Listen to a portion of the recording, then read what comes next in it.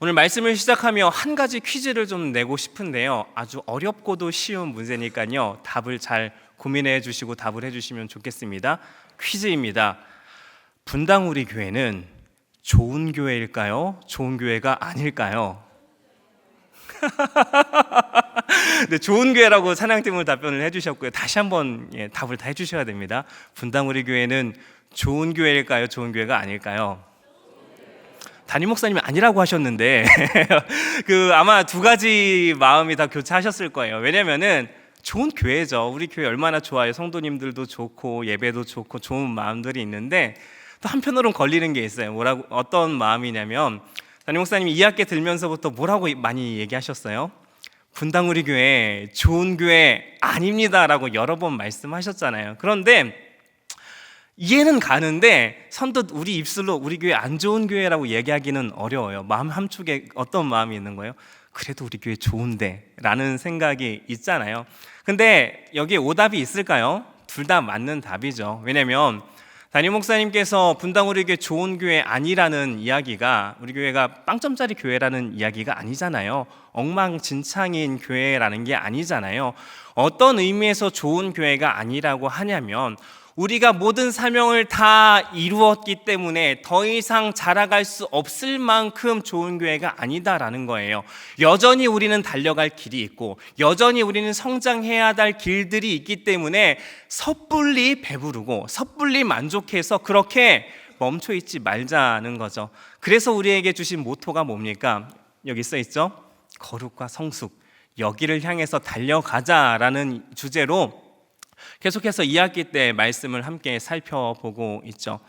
이 말씀을 왜 나누냐면요, 고린도전서를 통해서 바울이 하고 싶은 얘기가 이 이야기가 아닌가 싶어요. 고린도전서는 온통 고린도 교회 안에 있었던 문제를 지적하는 것 같아 보이는 책이에요. 그래서 고린도전서를 쭉 읽다 보면 고린도 교회 참 문제가 많은 교회구나라는 생각들이 들어요. 왜냐하면 이렇게 많은 문제들을 바울이 끊임없이 지적하고 있기 때문이죠. 그런데 사실 고린도 교회 입장에서는 조금 억울할 수 있습니다. 사실은 바울이 얘기하고 싶은 것도 마찬가지예요. 고린도 교회가 좋은 교회인데 좋은 교회가 아니라는 거예요. 성숙한 교회인데 여전히 달려갈 길이 있다라는 것입니다. 사실 고린도전서 1장에서부터 바울은 고린도 교회가 꽤 좋은 교회라고 이야기하고 있는데요. 바울이 고린도 교회를 어떻게 생각하는지 그 속마음이 1장 4절에 나와 있습니다. 한번 함께 읽어보도록 하겠습니다. 시작. 그리스도 예수 안에서 너희에게 주신 하나님의 은혜로 말미암아 내가 너희를 위하여 항상 하나님께 감사하노니. 바울이 고린도 교회를 생각하면 어떤 마음이었을까요? 생각만 해도 지긋지긋하고 걱정되고 한숨 나오는 교회가 아니라 하나님의 은혜로 말미암아 생각만 해도 고린도 교회는 감사할 게 많은 교회예요. 서신서 1장들 보면 인사말이잖아요. 그러니까 인사말이라서 그냥 좋은 말로 하는 거나 보다라고 생각을 하기에는 그 구체적인 감사의 제목들이 5절에도 나와요. 5절에 뭐라고 나오냐면요, 이는 너희가 그 안에서 모든 일 곧 모든 언변과 모든 지식의 풍족함으로 라고 나와요. 고린도 교회가 그냥 거칠의 말로 좋은 교회라고 말하는 게 아니라 실제로 왜 좋은 교회라고 말하고 있냐면 모든 언변과 모든 지식의 풍족한 교회라고 이야기를 하고 있어요. 근데 좀 잘 이해가 안 가는 표현이 있죠. 언변에 풍족하다라는 말이 무슨 뜻일까요? 고린도 교회 안에 말 잘하는 사람이 많다라는 뜻은 아닐 거잖아요. 근데 이 뜻을 더 정확하게 이해하기 위해서는 헬라어 성경에 뭐라고 써 있는지를 보면 더 잘 이해할 수 있는데요. 저희가 다 아는 단어로 쓰여 있습니다. 이 언변이 헬라어로 뭐라고 써 있냐면 로고스예요. 로고스 저희가 얼마 전에 담임 목사님과 함께 10월 초에 살펴봤었죠. 로고스가 뭘까요? 헬라 사람들은 세상이 돌아가는 이치라고 생각을 해요. 세상을 운행하는 원리, 그것이 신이 아닐까 생각을 해요. 그런데 그게 누군지는 몰라요. 그런데 그 로고스가 누구인지 요한복음에서 설명해 주고 있죠. 누구인가요? 태초에 말씀이 계시니라. 다시 태초에 로고스가 계시니라. 그런데 이 로고스가 누구라고 나중에 밝혀지나요? 1장에서 예수 그리스도라고 밝혀지는 거예요. 그러니까 고린도 교회가 어떤 교회였냐면 모든 로고스와 지식에 풍족한 교회, 예수 그리스도를 알매에 있어서 풍성함이 있었던 교회였던 거죠. 우리가 생각했었던 오해랑은 달라요. 건강한 교회였었어요. 그리스도를 아는 지식이 풍성하고 풍족했었던 교회가 고린도 교회예요. 그런데 고린도전서에서는 왜 그렇게 많은 고린도 교회의 문제들을 지적했냐 하면 그 목적이 8절에 나오죠. 8절에 이렇게 써 있습니다. 주께서 너희를 우리 주 예수 그리스도의 날에 책망할 것이 없는 자로 끝까지 견고하게 하시리라. 잘하고 있다라는 거예요. 그런데 아직 100점은 아니라는 거예요. 커트라인 60점은 넘었는데 아직 70점, 80점, 90점을 향해서 달려갈 거룩과 성숙을 향한 길들이 있다라는 거죠. 그래서 고린도 교회 사람들이 더 거룩하고 성숙해지기 위해서 해결해야 할 5가지 문제를 고린도 전서 안에서 짚습니다. 그 5가지 주제가 무엇인가요?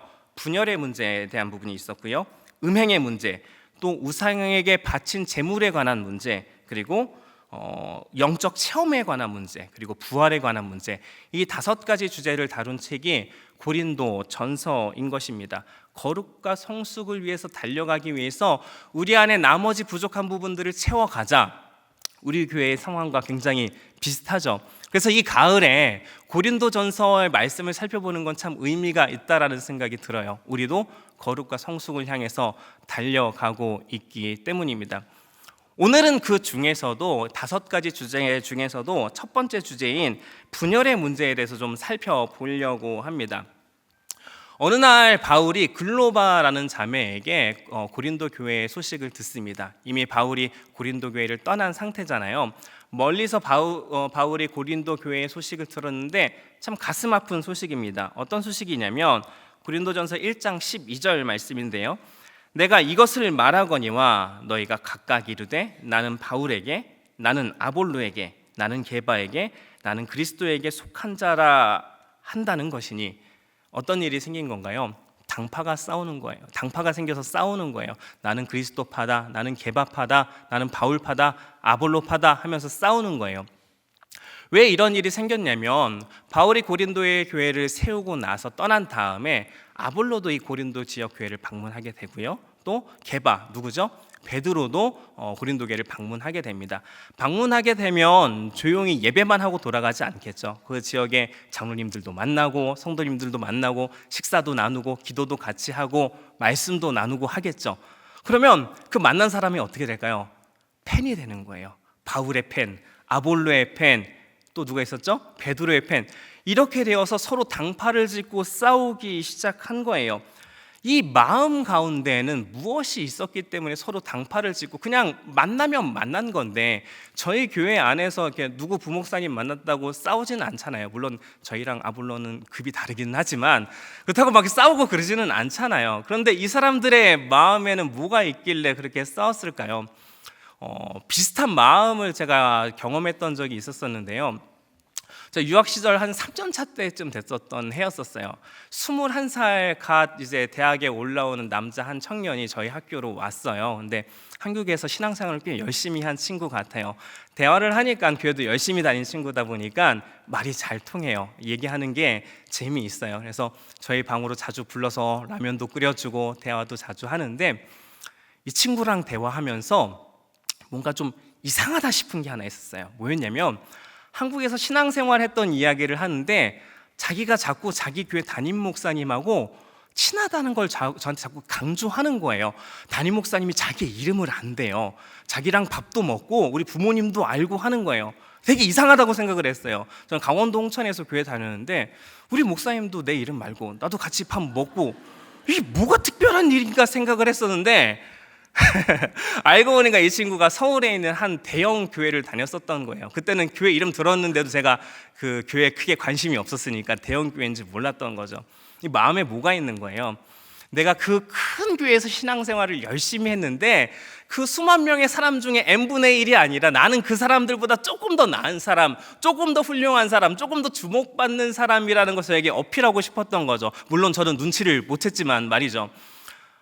그 마음들이 이 아볼로, 바울, 게바파 이렇게 나눠지는 사람들의 마음과 똑같은 거예요. 사실은 파 짓는 걸 좋아하는 게 아니라 내가 바울하고 얘기도 했고 나 아볼로랑 밥 먹고 같이 대화하고 막 이러면서 막 서로 자기의 공동체 안에서 어떠함들을 드러내고 싶어 하는 거죠. 바울이 진짜 심각하다고 생각하는 건 당파 문제가 아닌 거예요.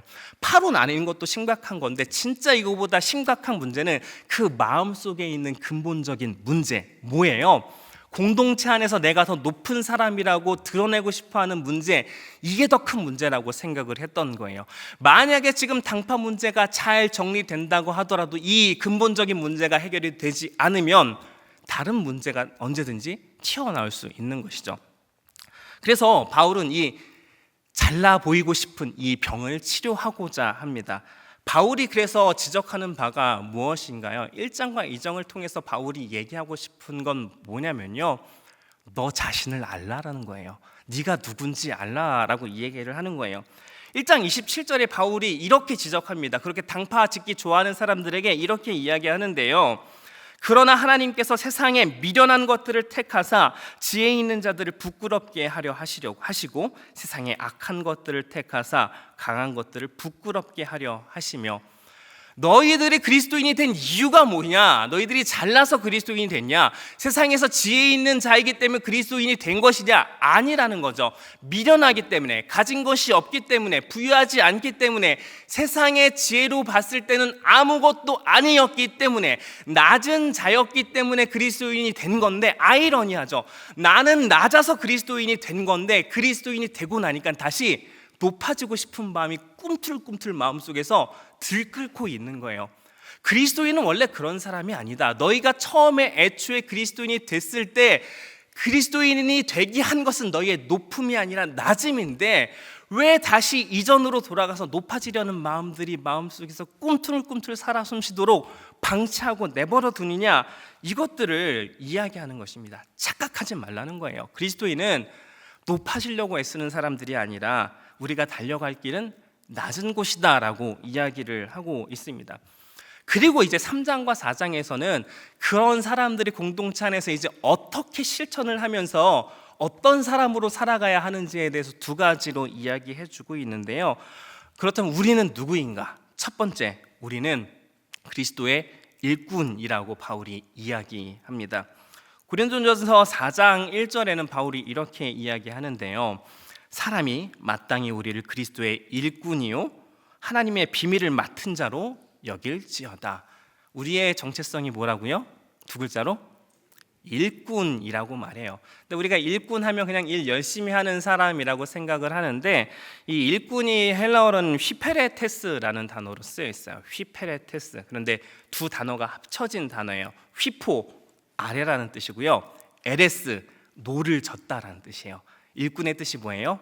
아래서 노를 젓는다. 그러니까 우리가 어떤 사람이냐면요, 아무도 보이지 않는 배 밑에서 열심히 노 젓는 사람들이 그리스도인의 정체성이라는 거죠. 그 당파 짓는 사람들과 굉장히 반대되는 모습이죠. 당파 짓는 사람들이 결국 팔을 지어서 하고 싶은 게 뭐예요?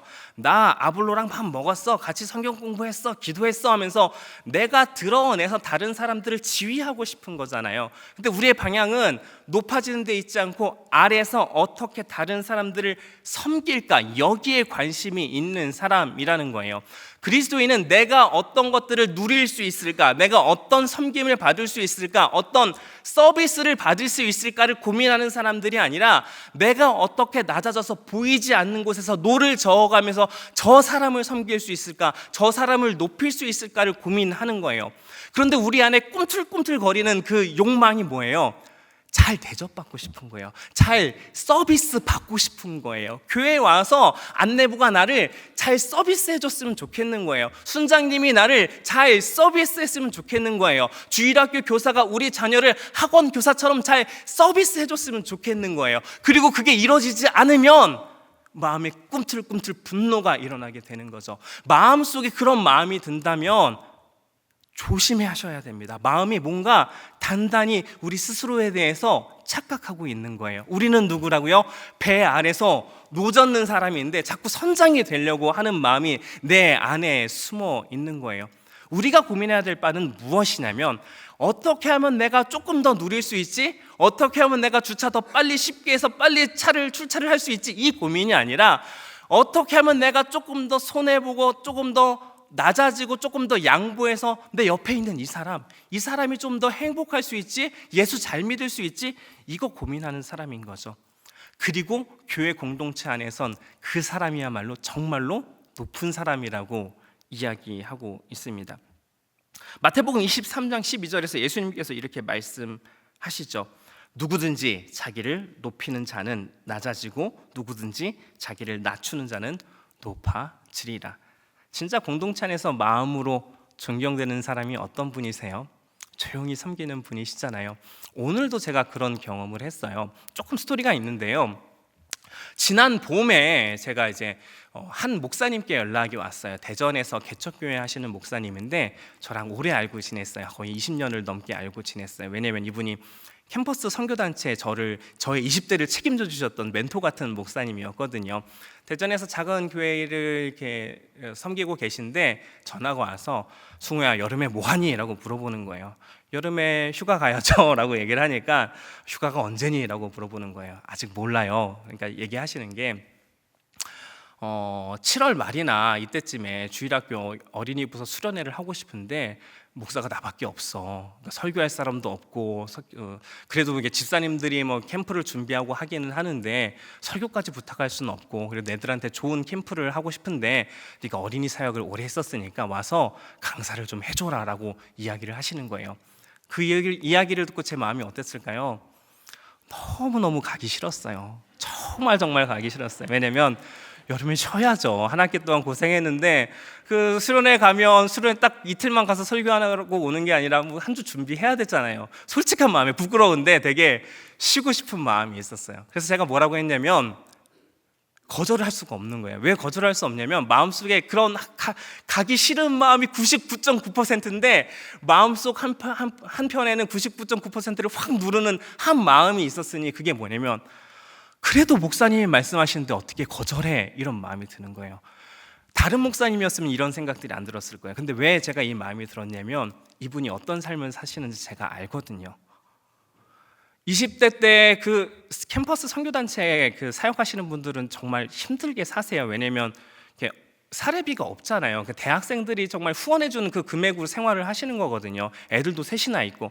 근데 그렇게 어려운 상황 속에서도 20대 내내 그 대학생들 불러서 밥 먹이고 챙겨주시고 뭐 좀 어려운 아이들 있으면 자기 집에 불러서 같이 살기도 하시고 그 정말 항상 낮은 곳에서 섬기시는 모습들을 제가 봤기 때문에 그분이 뭘 말씀하시면 제가 결국은 싫어요, 안 해요를 할 수가 없어요. 결국은 질질 끌려서 가서 잘 섬기고 은혜 많이 받고 왔어요. 제가 많이 거절을 못 하겠더라고요. 근데 그런 그분 생각을 많이 하면서 오늘 교회 홈페이지를 봤는데 미자립교회 이제 우리 교회 주보 광고 보셨죠? 미자립교회도 섬길 수 있는 기회들을 저희가 교회들이 갖고 있잖아요. 그 광고를 보고 이 목사님 여기 지원하셨으면 좋겠다는 생각들이 들었어요. 이렇게 20명 정도 모이는 작은 교회거든요. 그래서 뭐 제가 뭐 이렇게 결정에 관여를 하는 건 아니지만 그래도 소개는 시켜드릴 수 있으니까. 그래서 오늘 점심 때 전화를 드렸어요. 목사님 이런 우리 교회에서 좀 미자립 교회를 섬길 수 있는 기회들이 있는데 목사님 제발 좀 지원 좀 해줬으면 좋겠다라고 말씀을 드렸어요. 근데 이야기를 하자마자 나는 아니야. 나보다 더 어려운 교회가 있을 텐데 나는 그 정도로 어렵지 않아. 그 정도로 어려우실 것 같거든요. 왜냐면은 많이 힘들어요. 왜냐면 주중에 막 알바하시고 그 배달 알바하시면서 아이들 학비 대시고 아이들 대학생이니까 그렇게 생활하시는데도 그렇게 생활하면 됐지 않냐고. 나보다 분명히 어려운 교회가 있을 거니까 괜찮다라고 얘기하시는 거예요. 4년 전에 똑같은 일이 있었거든요. 4년 전에도 우리 교회 한번 이런 거 있으니까 지원해 보세요. 아니야, 나보다 어려운 교회가 있을 거야. 근데 그 마음을 들으면서 두 가지 마음이 들었어요. 첫 번째는 진짜 대단하시다. 두 번째 마음은 내년에 또 캠프 오라 그러면 어떡하지? 내가 거절 못할 것 같은데 힘이 있는 거죠. 왜냐면 낮은 모습을 보이잖아요. 그게 진짜 힘이 영향력이 있다라는 것들을 느끼게 되는 거죠. 교회 안에서 어떤 사람이 되고 싶으세요? 나 아볼로 알아. 나 바울 알아. 나 이찬수 목사님하고 밥 먹었어. 얘기하면서 그렇게 나의 어떠함들을 자랑하고 싶으신가요? 거기에는 아무 능력이 없어요. 아무런 변할 수 있는 능력이 없어요. 무엇이 사람을 바꾸냐면요, 무엇이 영향력을 미치냐면요, 묵묵히 배 아래서 노젓는 자가 되어서 다른 사람들을 섬길 때, 그것이 진짜 영향력이 우리 안에 있습니다. 예수님께서 말씀하시잖아요. 누구든지 자기를 낮추는 자는 높아지리라. 진짜 하늘에서 높은 자가 되시는 우리 성도님들 되시기를 축복합니다. 우리가 누구일까요? 우리 두 번째로 살펴보면요, 오늘 말씀에서는 우리가 한 조각이다라고 이야기하고 있습니다. 고린도전서 3장 6절과 7절 말씀, 오늘 중요한 말씀인데 우리 같이 한번 소리내어서 읽어보도록 하겠습니다. 시작.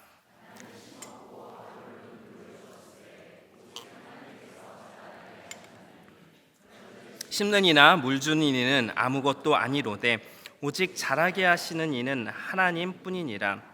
아멘. 당파를 짓던 사람들이 원하는 바가 무엇이었을까요? 당파를 지어서 결국은 자기가 높아지는 것이었죠. 그 나중에 3장 4장 살펴보면은 이 사람들이 마음이 점점 더 완악해져서 나중에는 그 바울파가 아닌 아볼로파, 게바파가 바울까지 비난하기 시작했어요. 왜 비난할까요? 바울이 낮아져야 아볼로파인 내 영향력이, 지분이 높아지는 거잖아요. 결국은 지분 싸움인 거예요. 공동체 안에서 내가 그냥 n분의 1의 역할이 아니라 30%, 40%, 50%의 영향력을 한 사람이 행사하고 싶은 그 욕망들이 마음속에 꿈틀꿈틀하고 있는 거예요. 그런데 바울이 말하는 게 뭐예요? 고린도 교회를 세운 바울조차 뭐라고 말하냐면 나는 아무 지분이 없다라고 말하는 거예요. 내가 뭐 했냐면 그냥 씨 심은 거, 그게 전부야. 너희들이 정말로 대단하다고 생각하는 아볼로 물 준 것밖에 없어. 결국은 이 일들 누가 하셨냐면 하나님이 하셨고, 나는 거기서 아주 작은 한 조각을 노젓는 노예가 되어서, 노젓는 일꾼이 되어서 감당했을 뿐이야 라고 그 겸손한 마음으로 자신이 했었던 이야기들을 나누는 것입니다. 그저 한 조각, 나는 전부가 아니라 그저 한 조각을 충실하게 담당했을 뿐이다 라고 이야기하는 것입니다. 그런데 한 조각을 담당했을 뿐인데요, 하나님께서 누리게 하시는 영광이 있죠. 9절에 뭐라고 나오냐면 3장 9절에 우리는 하나님의 동역자들이요 너희는 하나님의 밭이요 하나님의 집이니라. 한 조각만 담당했을 뿐인데 그냥 씨 하나 심는 거, 물 하나 주는 거, 그것만 했는데도 하나님께서는 우리를 동역자로 인정해 주시고 높여 주신다. 그 영광을 누리게 하신다라는 거예요. 한 조각이 작은 거지만 그 영광은 말로 다 할 수 없는 것입니다. 저도 종종 이제 사역을 하면서 그런 영광들을 누린다는 경험들을 많이 해요. 최근에 어떤 생각들을 했었냐면은 대학교 다닐 때 이제 1학년, 2학년 때 훈련을 받으면 3학년 때부터 캠퍼스 선교단체에서 제자 훈련을 할 수가 있어요. 그래서 제가 3학년 마치고 군대를 갔거든요. 그래서 군대 가기 전 1년 동안 처음으로 리더가 되어서 5명의 지체들을 제 소그룹으로 배정을 받고 제자 훈련을 했어요. 정말 열심히 섬겼어요. 배전는 노예처럼 섬긴 것 같아요. 알바하는 한 친구가 있는데 그 소그룹 모임을 잘 안 와요. 밤새는 알바를 하니까 잘 안 오는 거죠. 그래서 밤에 편의점을 찾아가서 같이 밤을 샜어요. 끌고 오려고. 아침 됐으니까 자지 말고 데리고 오려고. 그냥 데리고 오려는 목적이 아니라 힘드니까 좀 위로해주고 싶어서 같이 편의점에서 밤새면서 두런두런 얘기하고 그러기도 하고요. 또 뭐 이제 잘 모임 안 오는 애들은 자취방 앞에서 그냥 아이 올 때까지 기다리기도 하고요. 또 뭐 이렇게 대학교 3학년짜리가 이제 공과 준비하는 게 얼마나 익숙하겠어요. 뭐 잘 안 풀리고 모르겠으니까 도서관에서 공과 뭐 1시간짜리 준비한다고 3-4시간씩 머리 싸매고 앉아서 준비하고 리더 모임하고, 정말 이제 제가 학교를 다니면서 나중에 든 생각은 내가 대학교를 다니는 건지 선교단체를 다니는 건지 좀 나중엔 좀 헷갈릴 정도로 정말 열심히 섬겼어요. 그리고 그 지체 중에 지체 5명하고 정말 좋은 교제들을 나누고 딱 1년을 섬기고 제가 군대를 갔어요. 군대 갔다가 유학 갔다가 오니까는 시간이 훌쩍 지나서 5년, 6년의 시간이 지나 있더라고요. 6년이 지나서 다시 4학년으로 학부에 복학을 했는데 제가 섬겼었던 그 학생 한 명이 캠퍼스 간사가 되어 있어서 사역자가 되어 있었어요. 어깨가 이렇게 올라가는 거죠. 왜냐면은 내가 그래도 이렇게 같이 섬겼었던 그 친구가 비범한 삶을 사는 거잖아요. 사역자가 되어서 주님을 위해서 헌신하는 그 삶을 사는 거잖아요. 근데 저는 알고 있어서 교만할 틈은 없어요. 왜냐면 이 친구가 사역자로 자라가기까지 제가 차지한 지분이 얼마나 될까요? 0이나 다름없어요. 그냥 요만큼 차지한 거예요. 만약에 제가 그때 저 리더 안 해요 했었으면 어떻게 됐었을까요? 다른 사람이 리더했겠죠. 다른 사람이 리더해서 이 간사님은 여전히 그 간사가 되어 있을 거예요. 그런데 그 자리에 내가 아니었어도 됐는데 하나님은 굳이 저를 부르셔서 그 한 조각을 감당하게 하신 거예요. 이게 얼마나 영광스럽고 감사한 일이에요. 저는 그 한 조각만을 감당하게 하셨는데 하나님께서 한 사람을 자라가게 하는 그 영광스러운 동역자의 자리에 저를 불러주신 거죠. 이게 하나님께서 일하시는 방법이에요. 한 사람의 지분을 90, 100 이렇게 주지 않으세요. 우리가 그리스도인이 어떻게 됐나 한번 생각을 해볼까요? 우리 성도님들 어떻게 그리스도인이 되셨나요? 전적으로 한 사람이 99% 노력에 의해서 그리스도인이 되셨나요? 사실은 그렇지 않아요. 저만 해도 마찬가지예요. 저는 고등학교 1학년 때부터 신앙생활을 시작했는데 누구 때문에 교회를 다니기 시작했냐? 라고 정의하기 시작은 굉장히 좀 애매해요. 왜냐면 시작은 교회 학생회장 형이 승우야 겨울 수련회 있는데 한번 가볼래? 전화 한 통 해준 거밖에 없거든요. 근데 그게 시작이 됐어요. 그 이후로 저를 잘 챙겨주진 않았어요. 근데 굉장히 중요한 한 조각 역할을 했던 거죠. 그렇게 교회를 다니기 시작했는데 교회 주일학교 선생님들이 굉장히 사랑해 주시고 살펴주셔요. 1년 맡은 그 시간 동안 그것도 한 조각이 돼요. 교회 사모님 얼마나 저를 많이 사랑해 주셨는지 몰라요. 정말 아들처럼 저를 챙겨주셨는데 그분의 사랑은 한 2조각, 3조각 정도 될 수도 있을 것 같아요. 더 많이 사랑해 주셨어요. 또 어떤 조각들이 있었을까요? 교회를 가니까 예쁜 누나들이 있어요. 자꾸 가고 싶어져요. 예쁘게 외모를 가꿔준 그 누나들의 노력도 한 조각을 차지할 수도 있겠죠. 그 수많은 노력들이 쌓여서 100조각, 1000조각, 10,000조각이 되어서 지금의 제가 있기까지 하나님께서 사용해 주신 거죠. 너무너무 감사해요. 그런데 어떤 일이 있었냐면요, 코로나 전에 한 2019년, 18년 이때쯤이었었는데 제가 수원에 신방 갈 일이 있어서 신방 갔다가 저녁 때쯤에 이렇게 드림센터로 돌아오고 있었어요. 저녁 때니까 차가 많이 막히잖아요. 1시간, 1시간 반 이렇게 걸리는 것 같아요. 그래서 너무 지루하고 하니까 찬양을 듣기 시작했어요. 근데 그날따라 생각난 찬양이 있었는데 어떤 찬양이냐면 제가 고등학교 때 처음 교회 갔을 때 한참 많이 불렀던 찬양들이 있잖아요. 그때 당시에 뭐가 유행을 많이 했냐면 옹기장이 찬양단 혹시 아세요? 뭐 예수 닮기 원해 이런 합창곡들이 막 유행을 하기도 했었고 컨티넨탈 싱어즈 뭐 이런 찬양팀들이 막 한참 유행을 했던 시기예요. 생각이 나서 이렇게 음악을 틀으면서 오는데 음악을 그때 찬양들을 들으니까 고등학교 때 생각들이 막 나는 거예요. 맞아, 그때 문학의 밤 때 내가 뭘 했었지, 무슨 연기를 했었었지, 누가 이런 일들이 있었지, 뭐 난로가에서 같이 도시락 대표 먹으면서 햄버거 먹으면서 얘기했었던 거 막 추억에 젖어서 이렇게 드림센터로 오고 있었어요. 근데 그 찬양이 끝나기 전에 전화가 한 통이 오는 거예요. 보니까 모르는 번호예요. 전화를 딱 받아보니까 승우야, 나 누구누구 목사야 라고 하는 거예요. 근데 그 목사님이 누구였냐면 그 중고등학교 때 저를 돌봐주셨던 그 목사님이 저한테 전화를 하신 거예요. 저는 소름이 돋았어요. 왜냐면 그때 강원도 홍천을 떠나고 20년 만에 저한테 처음 연락을 하신 거거든요. 하필 이 타이밍에 그 중고등부 그때를 생각하고 있는데 그때 담당 목사님이 전화를 하신 거잖아요. 저는 이게 하나님께서 저에게 주신 선물처럼 느껴졌어요. 하나님께서 주신 선물이구나 생각하면서 전화를 받자마자 너무 감격해서 막 울었어요.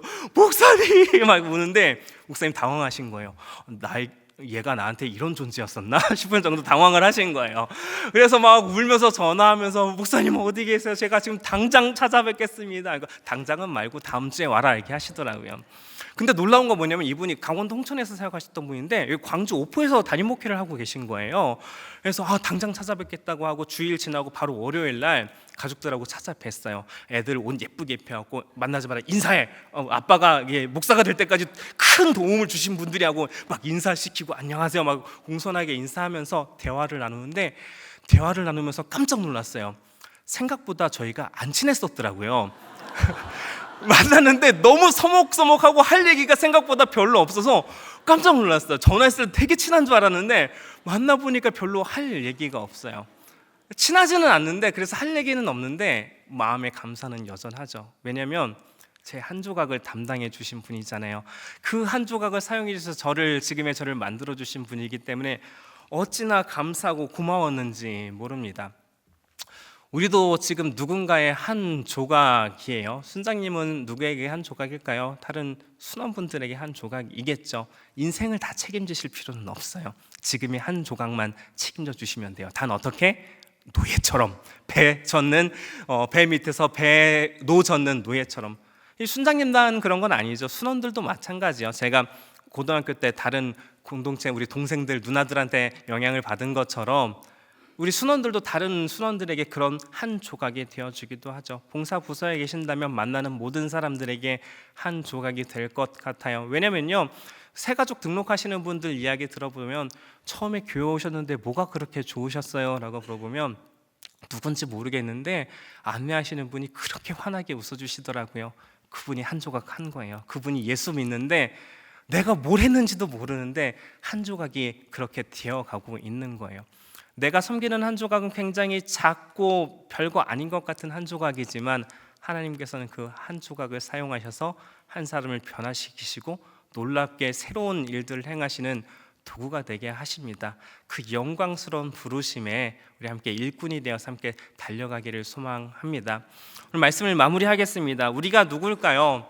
당파 나눈 사람들은 자꾸 높아지려고 했어요. 근데 예수님께서는 오늘 말씀을 통해서 바울이 이야기하죠. 정신 차려라. 너희가 그리스도인이 된 것은 낮아졌기 때문에, 별거 아니었기 때문에 그리스도인이 되었다라고 이야기해 주고 계시죠. 우리는 누구일까요? 우리는 일꾼이고요. 우리는 한 조각일 뿐입니다.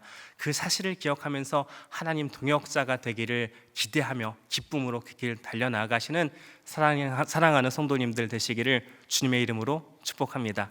함께 기도하시겠습니다.